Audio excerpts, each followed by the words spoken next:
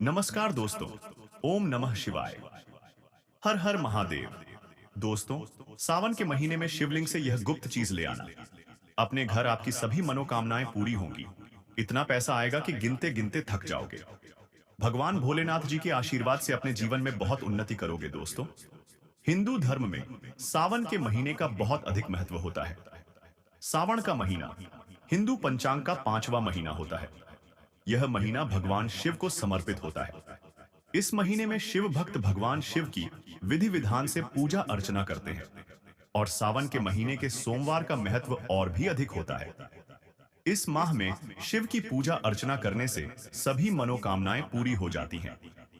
धार्मिक मान्यताओं के अनुसार सावन के महीने में भगवान शिव और माता पार्वती की विधि विधान से पूजा करने भक्त की मनोकामना पूरी होती है। इसके साथ ही सावन के सोमवार व्रत रखने से भोलेनाथ की विशेष कृपा प्राप्त होती है। दोस्तों, सावन महीना का आरंभ 22 जुलाई 2024 दिन सोमवार से हो चुका है और सावन महीने का समापन 19 अगस्त को होगा। कहा जाता है इस सावन के महीने में किसी भी व्यक्ति ने भगवान भोलेनाथ की थोड़ी सी भी पूजा साधना क्रिया कर ली तो उस व्यक्ति के जीवन की सभी मनोकामनाएं पूर्ण हो जाती हैं। उस व्यक्ति के जीवन के हर कष्ट खत्म हो जाते हैं और उस व्यक्ति के जीवन में धन आना शुरू हो जाता है। भक्तों, वीडियो आगे शुरू करें उससे पहले भगवान भोलेनाथ के सच्चे भक्त द शास्त्र एस्ट्रो चैनल की इस वीडियो को लाइक अवश्य कर दें और कमेंट बॉक्स में हर हर महादेव सच्ची श्रद्धा से लिख दें, जिससे कि भगवान भोलेनाथ जी का आशीर्वाद आपको सीधे प्राप्त हो सके। दोस्तों, आज की इस वीडियो में हम आपको बताएंगे कि सावन के दिनों में आपको भगवान भोलेनाथ के मंदिर जाकर के क्या क्या भगवान भोलेनाथ को अर्पित करना और वहां से वापस क्या लेकर के ना है, ताकि आपके घर की गरीबी, दरिद्रता, परेशानी, कष्ट, दिक्कतें हमेशा के लिए खत्म हो जाए।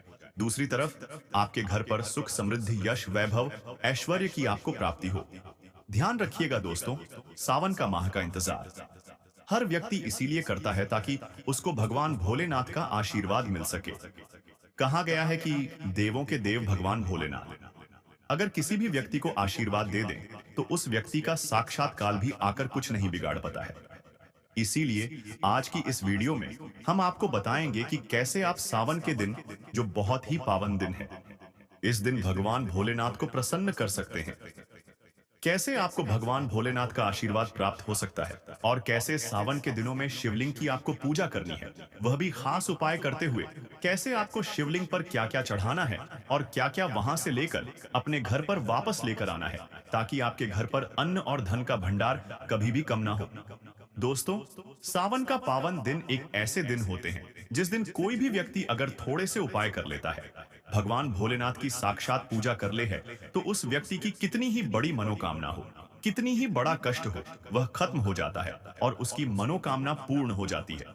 दोस्तों, मान लीजिए आपके ऊपर कोई दोष लगा हुआ है, जैसे वास्तु दोष, क्षण दोष, प्राकृति दोष या कोई भी दोष लगा हुआ है, तो आपको सावन सोमवार के दिन थोड़ी सी पूजा करनी है और आपका दोष खत्म हो जाएगा। आपके जीवन से सभी परेशानियां चली जाएंगी और आपके जीवन में जो धन आना बंद हो गया था, उसका आगमन वापस शुरू हो जाएगा। मान के चलिए आपके जीवन में कभी भी कोई परेशानी नहीं रहेगी। बस दोस्तों, आज की इस वीडियो को लास्ट तक देख लीजिए और मान के चलिए भगवान भोलेनाथ के आशीर्वाद से आपकी सभी मनोकामनाएं भी पूरी होगी और आपके जीवन की सभी परेशानियां भी चली जाएंगी।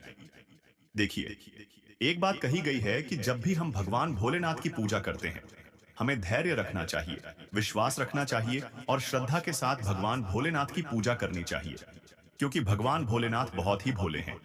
वह किसी भी व्यक्ति की थोड़ी सी ही पूजा से, साधना से तुरंत ही प्रसन्न हो जाते हैं। इसलिए दोस्तों, सावन सोमवार के दिन कुछ ऐसी चीजें हैं जो आपको अवश्य पता होनी चाहिए, क्योंकि सावन सोमवार के दिन अगर आप भगवान भोलेनाथ के सामने पूजा करने जा रहे हैं, तो मान के चलिए दोस्तों, आपने अगर कोई गलती कर दी तो भगवान भोलेनाथ आपसे क्रोधित हो जाएंगे और आपने सही तरीके से पूजा की होगी तो साक्षात आपको भगवान भोलेनाथ उसी दिन आशीर्वाद दे देंगे और उस दिन के बाद आपके जीवन में कभी कोई परेशानी नहीं आएगी। आपको हमें एक एक चीज बताने जा रहे हैं, इसलिए इस वीडियो को लास्ट तक देखिएगा। सबसे पहले आपको भगवान भोलेनाथ के मंदिर जाना होगा। यह जितने भी उपाय आपको बताए जाएंगे, यह मंदिर के उपाय होंगे। देखिए, होता क्या है कि कई लोग हमसे पूछते हैं कि गुरुजी, हमारे घर पर शिवलिंग है, क्या हम घर पर पूजा नहीं कर सकते हैं? तो इसका उत्तर है नहीं दोस्तों। आपको मंदिर जाना पड़ेगा, क्योंकि मंदिर का जो शिवलिंग होता है और जो घर का शिवलिंग होता है, इसमें बहुत ज्यादा फर्क होता है। जो मंदिर का शिवलिंग होता है दोस्तों, इसकी जो एनर्जी होती है वह आपके घर के शिवलिंग से करोड़ों गुना ज्यादा होती है।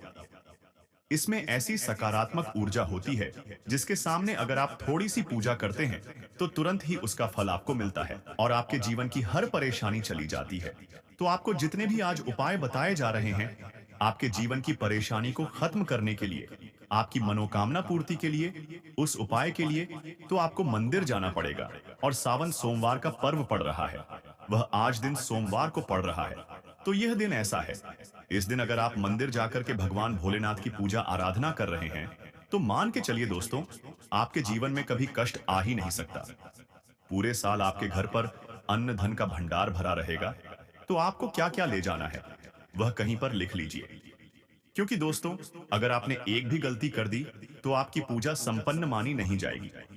दोस्तों, सबसे पहली चीज जो भगवान भोलेनाथ के लिए आपको जल ले जाना है। सावन सोमवार के दिन कई लोग हमसे यह कहते हैं कि गुरुजी जल जो है वह तो शिवालय में भी मिल जाता है, शिव मंदिर में मिल जाता है। तो नहीं दोस्तों, वहां का जल आप तभी चढ़ाएं यह जब कोई दिक्कत हो, वरना घर से ही जल ले जाना चाहिए। आखिर घर से जल क्यों ले जाया जाता है, इसकी भी बात सुन लीजिए। घर से इसीलिए आपको जल ले जाना है ताकि आपके घर का जो जल ले जा रहे हैं भगवान भोलेनाथ पर चढ़ाने के लिए, उसी जल के द्वारा आप भगवान से जुड़ जाएंगे। उस जल के द्वारा आप भगवान को अपनी सभी दिक्कतें बता देंगे और उस जल को जैसे ही भगवान भोलेनाथ पर आप चढ़ाएंगे अपनी समस्याओं को बताते हुए, वह समस्या आपकी खत्म हो जाएंगी। इसलिए घर से जल ले जाना आवश्यक होता है। आप सबसे जरूरी चीज जो जल ले जा रहे हैं उसमें 2-4 बूंद गंगा जल जरूर डाल दीजिएगा, क्योंकि गंगा जल डाले बिना आपकी पूजा संपन्न नहीं मानी जाएगी। महाशिवरात्रि के दिन तो आपको जल ले जाना है, उसमें गंगा जल डाल करके दूसरा आपको 3 पत्ते वाला बेलपत्र ले जाना है। दोस्तों, बेलपत्र बहुत ही शुभ होता है। आपने अगर मान लीजिए एक तरफ 1000 कन्याओं को खाना खिलाया है, दूसरी तरफ भगवान भोलेनाथ को बेलपत्र चढ़ाया है, तो यह दोनों बराबर माने जाते हैं, इसलिए बेलपत्र जरूर ले जाएं। तीसरा, आपको सफेद पुष्प ले जाना है। सफेद पुष्प भगवान भोलेनाथ को चढ़ाए जाते हैं, इसीलिए सफेद पुष्प पर भगवान भोलेनाथ के लिए आपको ले जाना है सावन सोमवार के दिन, ताकि भगवान भोलेनाथ का आशीर्वाद आपको मिल जाए, जिसके बाद आपके जीवन के हर परेशानी खत्म हो जाए। दोस्तों, सफेद चंदन ले जाना अनिवार्य होता है सावन सोमवार के दिन। और ध्यान रखिएगा दोस्तों कि भगवान भोलेनाथ को अगर आप दूध अर्पित करने जा रहे हैं तो एकदम कच्चा दूध होना चाहिए, पका हुआ दूध नहीं होना चाहिए, कच्चा दूध होना चाहिए। अब आपको और क्या क्या ले जाना है, देखिए। अगर आप चाहते हैं कि आपकी हर मनोकामना पूरी हो तो एक डिब्बा लीजिए, उसमें काली मिर्च भरकर ले जाइए। देखिए, बहुत ध्यान से सुनिए जितनी आपको बातें बता रहे हैं। एक डिब्बे में काली मिर्च भर के एक लाल कपड़ा लीजिए, उसमें लौंग कपूर इसको मौली धागे से बांध करके आपको अपनी जेब में रख करके ले जाना है। सिर्फ इतनी चीज आपको ले जानी है। आज के दिन को अब आपको पूजा कैसे करनी है, चलिए आपको बताते हैं।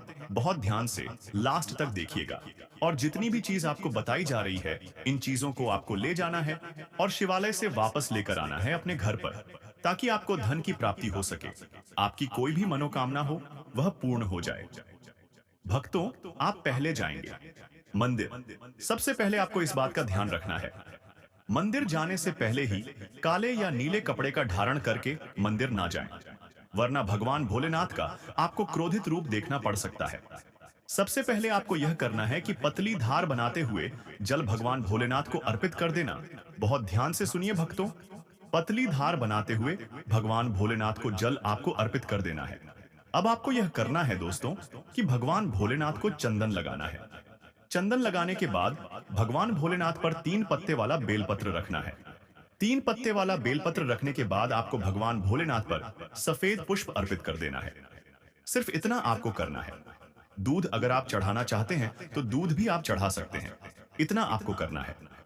इतना करने के बाद आपको वहां पर खड़े होकर 108 बार, बहुत ध्यान से सुनिए, 108 बार आपको ओम नमः शिवाय मंत्र का जाप करना है, या तो आप 108 बार कर लीजिए।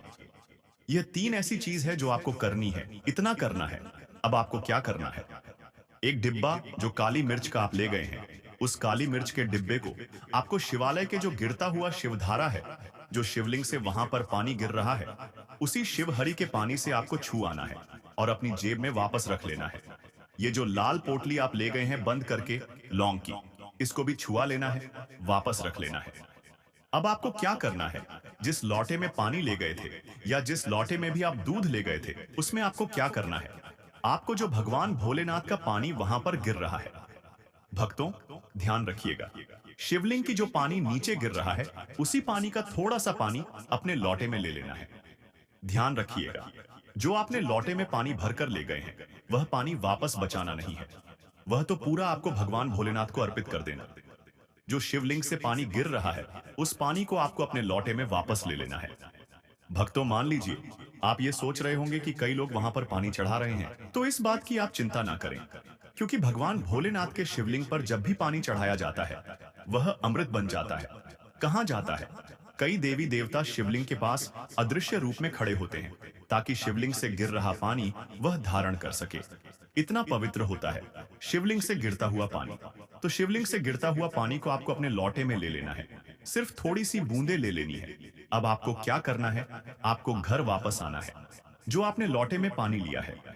भक्तों, इसको घर पर आते ही घर के लोग जो है, आपको उनके ऊपर थोड़ा थोड़ा पानी छिड़क देना है। घर के हर कोने में पानी छिड़क देना है। घर के मुख्य द्वार पर पानी छिड़क देना है।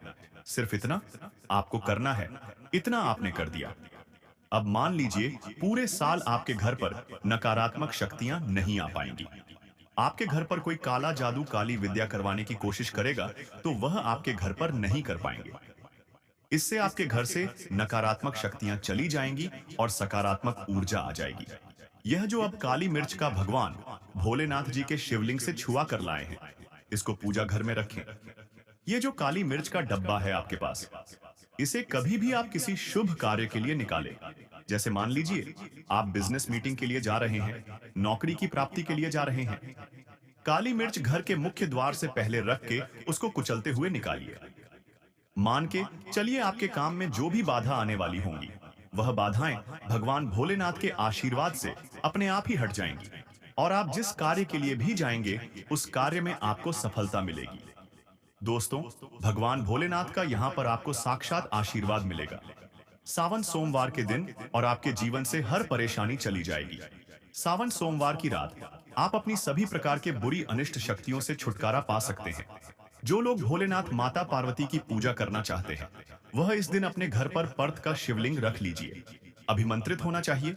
जो भी शिवलिंग आप रखें, अच्छे से उनको मंत्रों द्वारा भी अभिमंत्रित करके रखें। शिवलिंग हो कोई भी रखिए, अच्छे से उनको भोलेनाथ को अपने घर पर ही पूजन कीजिए। एक लोटा जल चढ़ाकर, क्योंकि मंदिरों में बहुत भीड़ भाड़ होती है और सावन सोमवार पर यही भीड़ का नजारा बहुत ही खूबसूरत लगता है। कोने कोने में शिव भक्त हैं। अगर आप मंदिर में नहीं जा सके या ठीक से जल नहीं चढ़ा पाए, तो घर में ही शांति से आप पूजन करें। गन्ने का रस हुआ, पंचामृत हुआ, इससे आप इस दिन भोलेनाथ का अभिषेक कीजिए। दूध, दही, घी, शहद, शक्कर, पंचामृत बनाकर के अभिषेक कीजिए।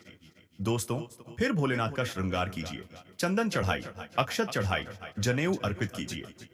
थोड़ा सा चंदन का इत्र, क्योंकि चंदन का इत्र विशेष रूप से शिव शंभू को बहुत प्रिय है, तो वह आप अर्पित कीजिए। उनके पसंदीदा पुष्प चढ़ाएं। 5 बेलपत्र अवश्य चढ़ाएं। आप इस दिन चाहे तो, या जो आपके पास बेलपत्र है, उसी पर आप ओम नमः शिवाय लिख करके अर्पित कीजिए। जो चिकना भाग होता है उस पर लिखिए और यह सीधा शिवलिंग पर अर्पित हो। इस प्रकार से आपको बेलपत्र चढ़ाने चाहिए। दोस्तों, आप विशेषकर इस बात का ध्यान रखें कि कटे फटे बेलपत्र ना हो। जो व्यक्ति अधूरी चीज भगवान को अर्पित करता है, तो उसे भी कटे फटे पत्तों की तरह ही कटा फटा फल ही प्राप्त होता है। इसीलिए कभी भी अपूर्ण सामग्री अर्पित ना करें। दोस्तों, कहते हैं कि जब भोलेनाथ ने गले में विष धारण किया था, तो आदि शक्ति मां के कहने पर देवताओं ने भगवान शिव के सिर पर भांग, धतूरा, बेलपत्र आदि रखा और निरंतर जल अभिषेक किया था, जिसकी वजह से उनके मस्तिष्क का ताप कम हुआ था। और उस समय से ही भोलेनाथ को भांग धतूरा चढ़ाया जाता है। और यह बात भोलेनाथ के भक्तों में बहुत कम लोगों को ही पता है कि किस कारण से शिवलिंग पर भांग धतूरा चढ़ाया जाता है। दोस्तों, अगर आपके घर में शिवलिंग है, तो आज के दिन आप चाहे तो शिव जी का त्रिशूल हुआ, डमरू हुआ, यह भी आप उनको अर्पित कर सकते हैं। यह जानकारी अच्छी लगी हो तो वीडियो को लाइक कर दीजिए और कमेंट बॉक्स में सच्चे दिल से हर हर महादेव लिख दीजिए। धन्यवाद।